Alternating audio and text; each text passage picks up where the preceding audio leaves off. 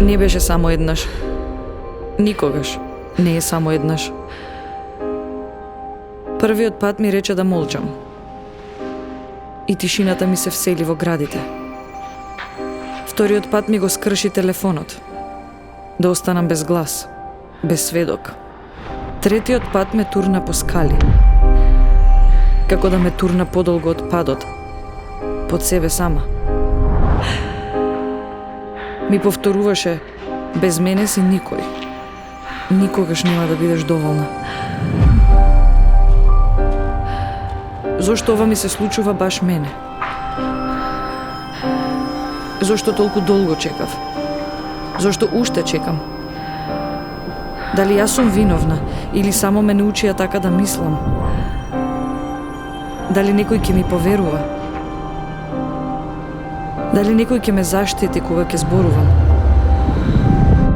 Каде ќе одам ако заминам? Ќе имам ли сила да почнам одново? Дали ќе успеам?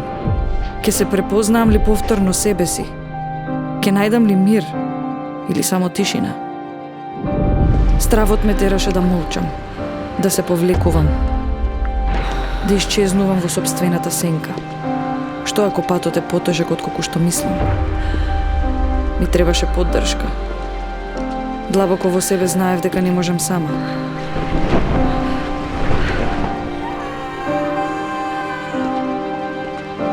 Донесов одлука.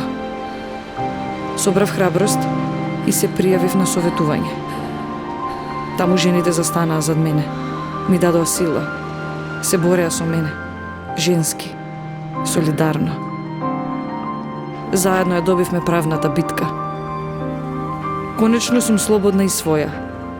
Убаво ми е во сопственото тело. Дишам полесно. Независна сум. Изборувам отворено. Но се сеќавам на стравот. И знам колку значи кога некој ќе те чуе, без осуда, со разбирање. И знам дека секоја жена заслужува да биде слушната.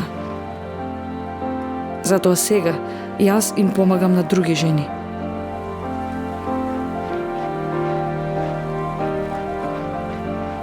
Која сум денес?